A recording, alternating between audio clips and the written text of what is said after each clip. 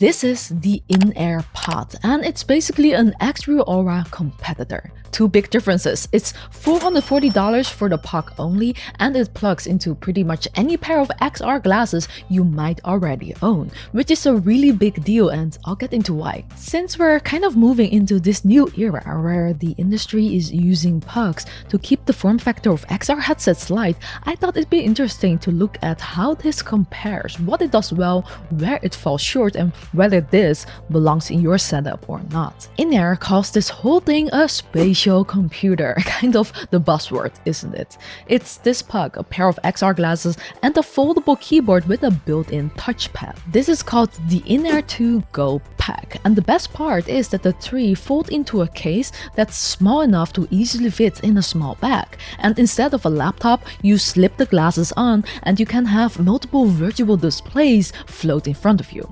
So you can pop open Netflix on one, a browser on another, YouTube on a third, like little screens hovering around you. On a plane, at the cafe, wherever. I've been testing this for a while now, and there are a few caveats you really want to hear before you spend any money. So stick around, I'm Cass, join me beyond reality.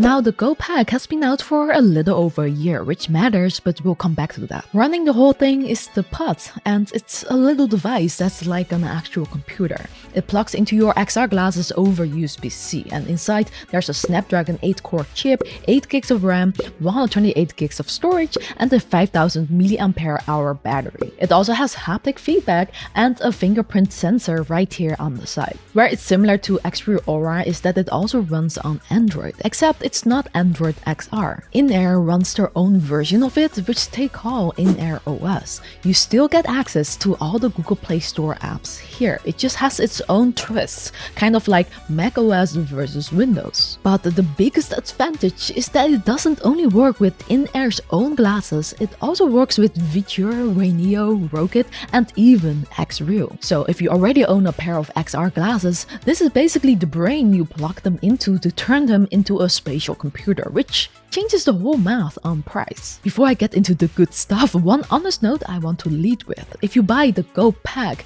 you also get the INAIR 2 Pro glasses, and honestly, they're the weak part of the box. I couldn't find a sweet spot where the whole image was sharp. It's either the top or the bottom, not both. The IPD isn't adjustable either, so after about an hour of emo work, my eyes were properly strained, which shouldn't happen on a 2026 pair of XR glasses. The pack is $1,059 and the glasses on their own are $469.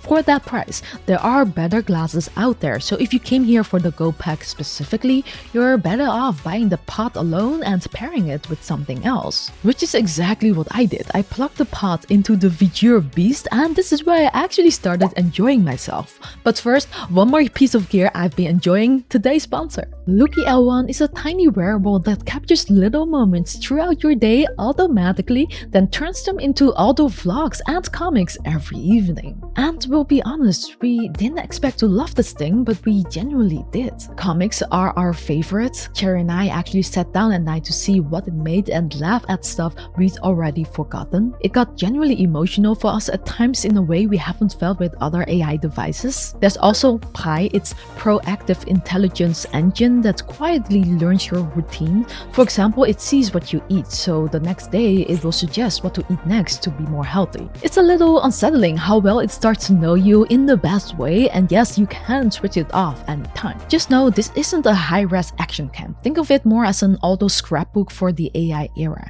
And honestly, I think one day everyone might have one of these. So if you want to be early, check it out with the link in the description. Right, back to enjoying myself. INAIR posted an update in June that added 3DOF multi-window support on the Beast when it's paired with the Pod, and it works really well.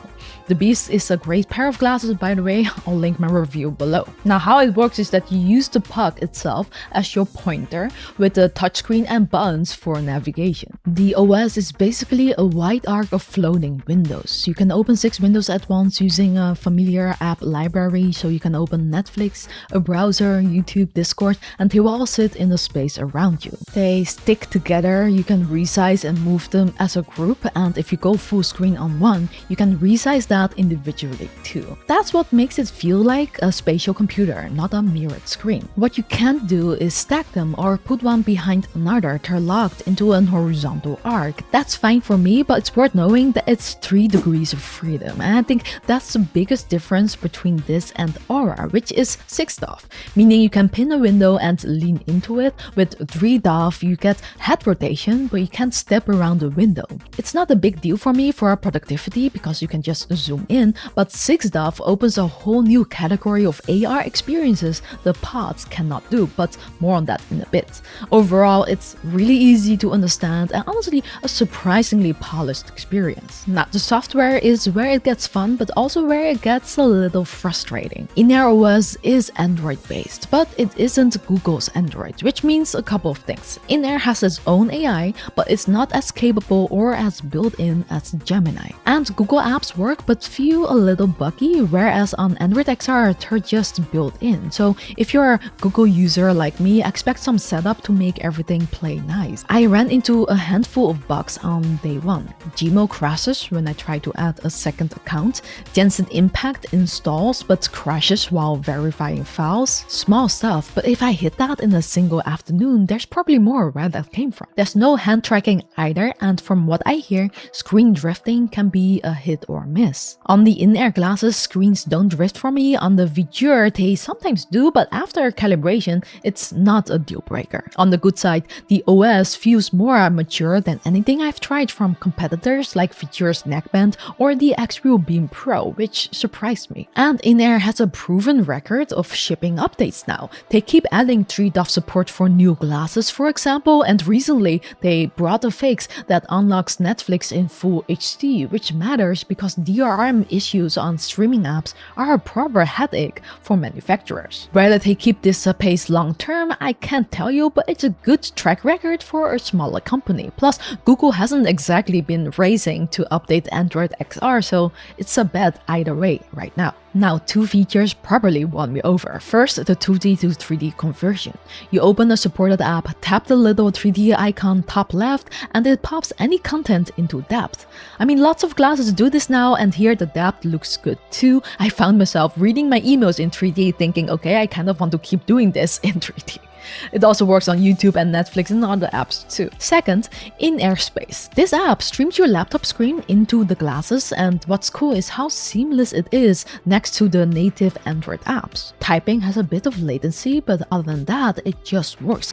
I can float my MacBook in space and use pod apps around it, which is similar to what you can do on the Vision Pro. You trade field of view and resolution, but this is way lighter and way more affordable. My Bluetooth keyboard and mouse transferred between the pod and the MacBook without me touching anything. That's such a nice quality of life feature, as it makes everything feel more seamless. To be fair, this isn't going to replace monitors at home, and the Vision Pro is a lot more capable, but for travel, this is genuinely awesome. Also, since we're spending this much time floating our workspace in mid-air together, subscribing takes about as long as opening one more window. Now, quick word on the keyboard, and then honest thoughts and caveats. The Touchboard Fold is compact, which I love for travel, but it is small enough that blind typing takes real time getting used to. It's also a bit flimsy, so it really wants that flat surface. On your lap, this just doesn't work, which means you probably want to always carry something to put it up. Also, typing a period needs an FN key, which is a bit weird as well, but maybe you can remap that, but I haven't found the setting.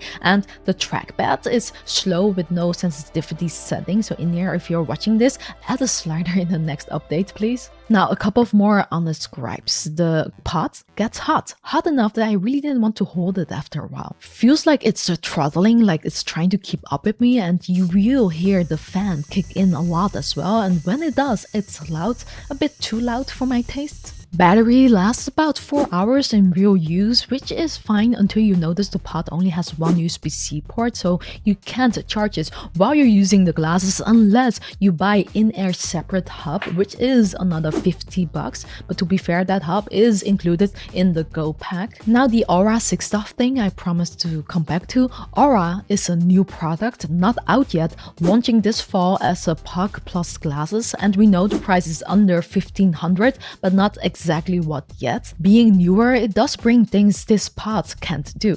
Aura specs are newer, and because Aura has 6 depth sensors, it can pull off proper AR where digital objects sit in your actual room and stay put when you walk around them. So games, 3D models, that kind of thing. And combined with Android XR, there's even potential for VR games down the line. The INAIR Pod at 3 depth just isn't built for that today. It's made for windows in space, not objects in space. So if AR or VR is what you're after, that's a real difference right now. But to keep it fair, the pod has been out for over a year, so a future INAIR Pod iteration could absolutely close that gap. So the honest hardware comparison isn't Aura versus this pod, it's Aura versus whatever INAIR does next. Software-wise, we can compare that today, and honestly, INAIR has done a really solid job. But to give you the full side-of-side, I do need Aura in my hands. Android XR could still surprise us. So who is this for?